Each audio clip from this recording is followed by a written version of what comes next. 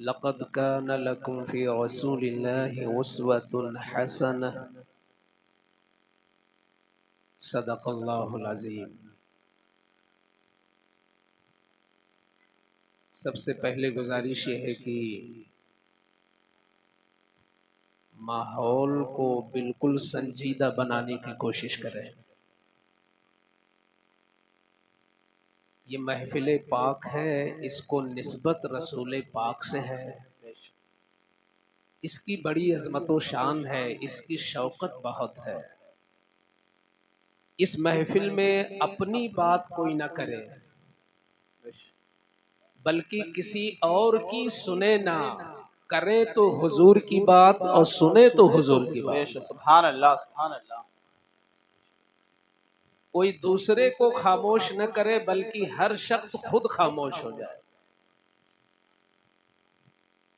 जब तक के माहौल पाकीज़ा नहीं होता और लेने वाला अपना ज़र्फ तैयार नहीं रखता, तो फिर देने वाला भी मजबूर हो जाता है।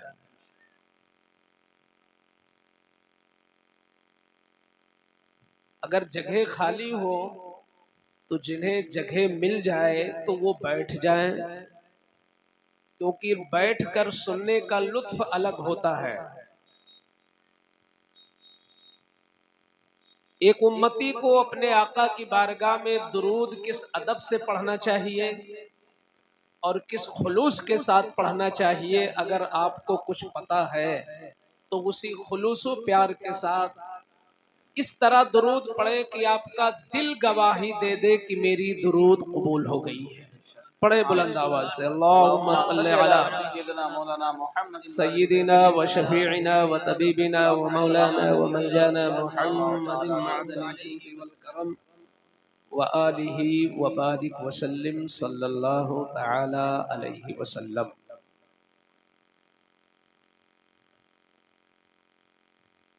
अल्लाह का शुक्र है कि उसने हमें और आपको एक नेक काम के लिए इकट्ठा किया। अल्लाह का एहसान तो हर शख्स पर है, हर फर्द पर है, हर शय पर है, लेकिन मुसलमानों पर जो अहले ईमान हैं उन पर तो अल्लाह का खुसूसी इनाम है। ऐसा खुसूसी इनाम है कि आप सोच नहीं सकते। वो मौला इतना कादिर है, वो अगर चाहता तो हमें और आपको कीड़ा बना देता, मच्छर बना देता, मक्खी बना देता। हम क्या करते? गंदी नालियों के कीड़े होते, गंदे पानी में बह रहे होते, मगर क्या उसकी अता है? उसने अफजलुल मखलूकात बनाया, और सिर्फ अफजलुल मखलूकात ही नहीं, अपने महबूब का दामन अता फरमाया। सुभान अल्लाह, सुभान अल्लाह। उस नबी की उम्मत का हमें एक फर्द बना दिया कि पैगंबरों ने जिसकी उम्मत में पैदा होने की आरज़ू की हो। क्या अल्लाह का करम है मुसलमानों पर, खुशअकीदा अहले ईमान पर। वो नबी जो अव्वल भी है आखिर भी है। 1,24,000 कमोबेश पैगंबर आए, हर एक का एक जमाना था, हर एक का एक इलाका था, मगर हुजूर की शान क्या है? जिनका दामन हमें मिला, उनकी शान क्या है कि वो अव्वल भी हैं आखिर भी हैं। सिर्फ उनकी शान ये है। वो कैसे अव्वल है? अव्वल इस तरह है कि हदीस नूरी से साबित है, जिसकी रिवायत सैयदना जाबिर करते हैं, और ये वो रावी हैं, ये मुकद्दस रावी वो है सैयदना जाबिर, कि मेरे आका ने एक ही सफर में इनके लिए 25 मरतबा दुआए मगफिरत फरमाई। आप जरा देखें इनकी शान क्या है। तो इस हदीस नूरी से साबित है कि कायनात के बनने से पहले, आदम अलैहिस्सलाम की तख्लीक से पहले, हजारों साल पहले अल्लाह ने हुजूर का नूर पैदा फरमाया। सुभान अल्लाह। बल्कि आप उस हदीस से भी कुछ अंदाजा लगा सकते हैं कि जब पूछने वाले ने पूछा, या रसूल अल्लाह सल्लल्लाहु अलैहि वसल्लम, आप मनसबे नबुव्वत पर कब से हैं? आपको नबुव्वत का ताज कब से मिला? तो मेरे आका ने इरशाद फरमाया, कुन्तु नबिय्युं व आदमु बैनल माइ वत्तीन। ऐ पूछने वाले, मैं उस वक्त भी नबी था जब आदम की तख्लीक हो रही थी, अभी उनका पैकर तैयार हो रहा था, अल्लाह ने मुझे मनसबे नबुव्वत अता फरमाया। सुभान अल्लाह, वाह वाह। तो कैसे अव्वल नबी है? अल्हम्दुलिल्लाह अव्वल है। और पैकरे बशर में जो आते हैं, आमिना की गोद में, अब्दुल्ला के घर में, अब्दुल मुत्तलिब के आंगन में जब जलवागर होते हैं तो सारे नबियों के बाद। तो मेरे आका अव्वल भी हैं, आखिर भी हैं। अच्छा, एक बात है, आखिर में क्यों भेजा? लोग जिसे मुहतरम बनाते हैं उसे आखिर में पेश करते हैं। हम आप देखते हैं ना जलसों में खुसूसी मेहमान कब आता है? लास्ट में खुसूसी। अब आजकल दावतों में भी चल रहा है कारी साहब कि गांव गिराव को खिला दो, बाराती आए तो लास्ट में अच्छे से इज्जत की जाए। तो जो अहम होता है, मक्स होता है, असल होता है, वो बाद में आता है। 1,24,000 कमोबेश पैगंबरों के बाद हुजूर आ रहे हैं। इशारा मिल रहा है यही असलुल अंबिया है, यही इमामुल अंबिया है। इन्हीं के दम कदम से उनकी नबुव्वत चमकी है। ये न होते तो कुछ न होता। तो हुजूर आखिरी नबी, और जो आखिरी होता है वो अहम होता है। तो हम भी कितने खुशकिस्मत हैं कि हम उन्हीं की उम्मत में पैदा हैं। तो अगर मेरे आका आखिर में आने की वजह से सबसे बेहतर हैं, तो हम उन उम्मतों से बेहतर हैं जो उम्मतें हमसे पहले आई हैं। हुजूर के साथ नारे तकबीर, नारे रिसालत, अज़मते मुस्तफा, वकारे मुस्तफा, शाने मुस्तफा, नारे तकबीर, नारे रिसालत। और ये जान लो, ये सारी इज्जतें जो नसीब हैं वो हुजूर की निस्बत से हैं। बेशक। अगर कहीं उनकी अजमत और शान में बाल के बराबर फर्क आया तो तुम्हारी न टोपी देखी जाएगी, न तुम्हारी दाढ़ियां देखी जाएंगी, न तुम्हारा इल्मी वकार देखा जाएगा, न तुम्हारी लिखी हुई ढेर सारी किताबें देखी जाएंगी, न तुम्हारी कोई तबलीग देखी जाएगी, न तुम्हारी कोई मेहनत देखी जाएगी। अदबे मुस्तफा में, एहतरामे मुस्तफा में, अब तौकीरे मुस्तफा में अगर बाल के बराबर भी फर्क आया तो सारी खिदमतें तुम्हारे चेहरों पे मार दी जाएंगी।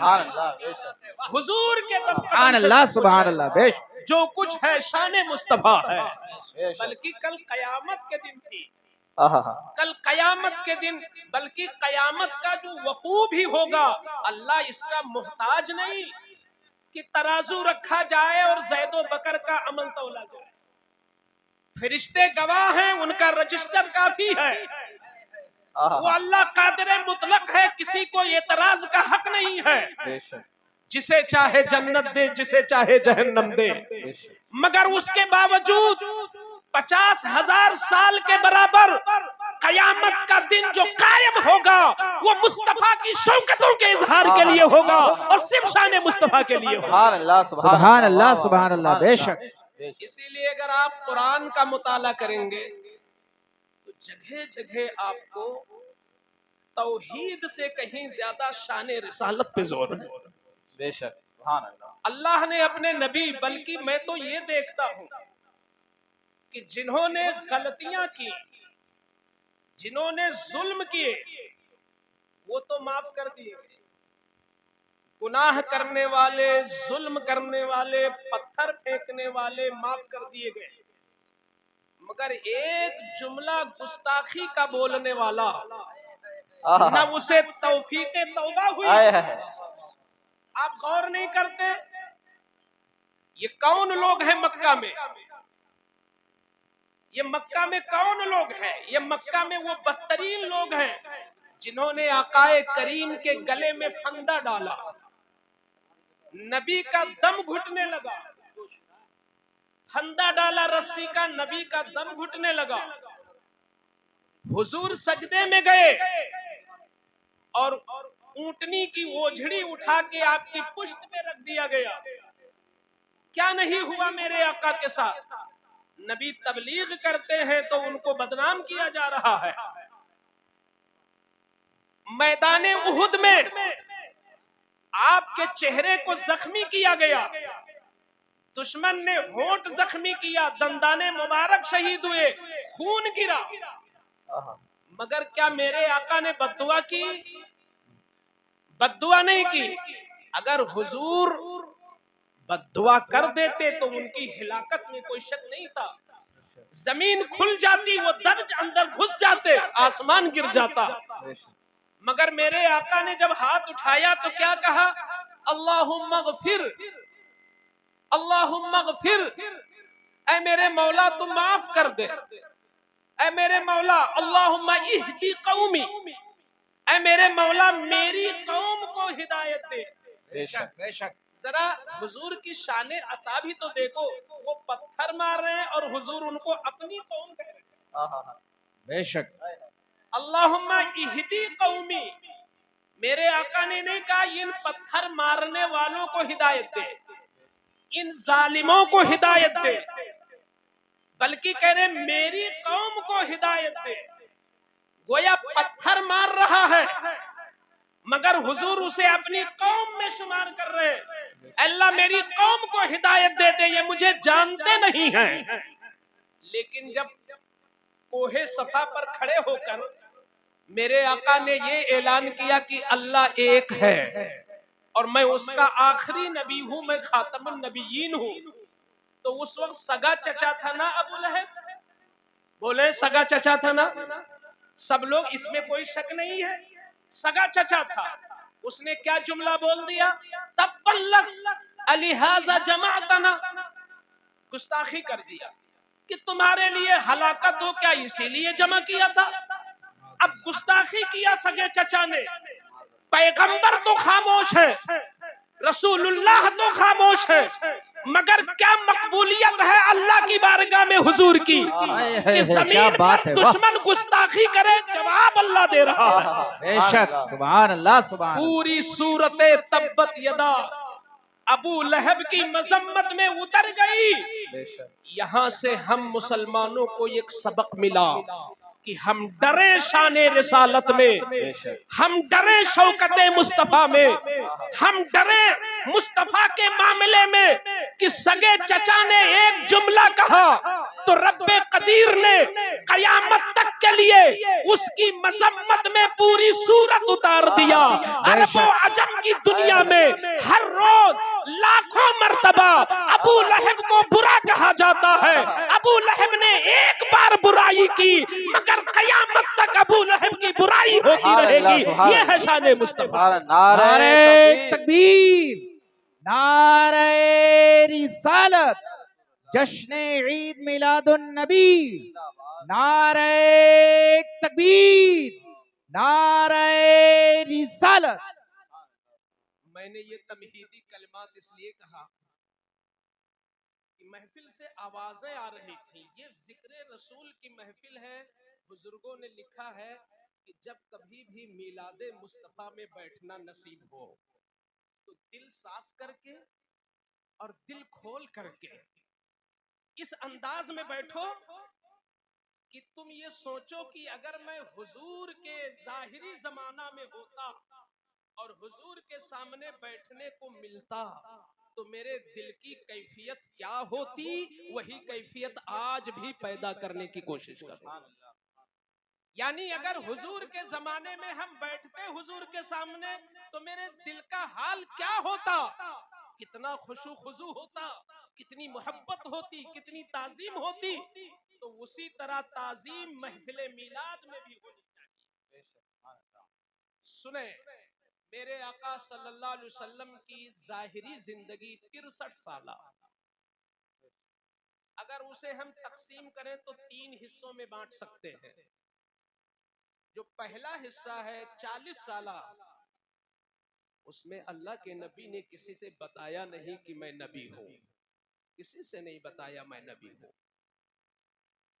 लेकिन काम वो किया कि जमाना बोले कि ये नबी है। क्या बात है, वाह। अपने मुंह से नहीं कहा मैं नबी हूं, मगर हर अदा, हर अंदाज, उठक बैठक, जलवतो खलवत, बोल चाल, अंदाज, सारी चीजें गवाही दे रही हैं ये रसूल है। बेशक। 40 साल तक हुजूर ने अपनी जिंदगी को दिखाया।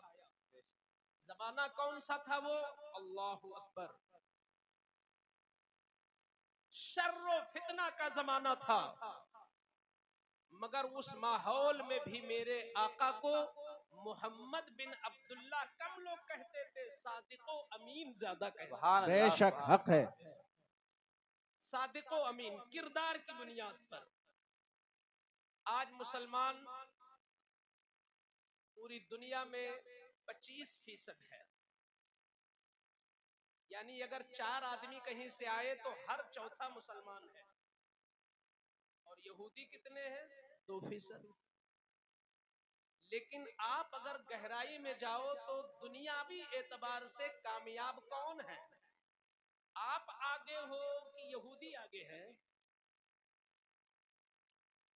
बर्तानिया, अमेरिका, यूरोप जैसे ममालिक, सऊदी अरब पर राज यहूदी कर रहा है 2% होकर, और आप 25% होकर न तालीम में आगे हो, न तिजारत में आगे हो, न सियासत में आगे हो। वजह क्या है? बहुत संजीदगी से सुने, क्योंकि ये इस्लाहे मुआशरा भी है और एक ये हमारी जरूरत भी है। हम उस पैगंबरे आखिरुज़्ज़मा के मानने वाले हैं जिसने दुनिया में इनकलाब बर्पा कर दिया। बेशक हक है। और उनकी निस्बत से हमें खैरे उम्मत कहा गया, सबसे बेहतरीन उम्मत। तो जब सबसे बेहतरीन उम्मत है तो सबसे बेहतरीन मकाम हमें हासिल क्यों नहीं? और कौन सी वजह है जिसकी बुनियाद पर यहूदी इतना आगे है? तो सुने, एक बार एक यहूदी से इंटरव्यू लिया गया और पूछा गया तुम्हारे पास वो कौन सी ताकत है जिसकी बुनियाद पर तुम लोग इतने कामयाब हो? तो उसने कहा कि हमारे पास अपना कुछ नहीं है, हम लोगों ने मुसलमानों के पैगंबर से सीखा है। हम लोगों ने मुसलमानों के पैगंबर से सीखा है। क्या सीखा है? तो उसने कहा कि मुसलमानों के पैगंबर की जिंदगी जब हम लोगों ने पढ़ी तो उसमें यह नजर आया कि उन्होंने 3 चीजों पर बहुत जोर दिया है। पहली चीज है तालीम, और दूसरी चीज है तिजारत, और तीसरी चीज है अपने मिशन, अपने मजहब और अपनी तहजीब से मोहब्बत। बेशक। कहते हैं मुसलमान तो गाफिल हैं तीनों चीजों से, लेकिन हम यहूदियों ने तीनों चीजों को पकड़ लिया है। तो पूछने वाले ने कहा तुमने उस नबी की जिंदगी में तालीम कहां से लिया? किस मौके पर उन्होंने तालीम को जोर दिया? तो कहते हैं सुनो, मुसलमानों के नबी जब मक्का से मदीना पहुंचे तो मदीना पहुंचने के बाद जब पहली जंगे बदर हुई, उसमें 70 लोग मार दिए गए मुशरिकीन में से, और जो 70 कैदी हुए उन कैदियों को फिदिया देकर आजादी हासिल करना था। कुछ लोगों ने फिदिया दिया और बाज लोगों ने फिदिया देने से इनकार कर दिया, मना कर दिया। फिदिया नहीं है यानी माल नहीं है, दिरहम और दीनार नहीं है। उस वक्त मुसलमानों की जो हालत थी वो ये थी कि पैसे की सख्त जरूरत थी। खुद आयशा सिद्दीका फरमाती है कि मेरे घर में यानी हुजूर के घर में 3-3 दिन तक चूल्हे नहीं जलते। इतनी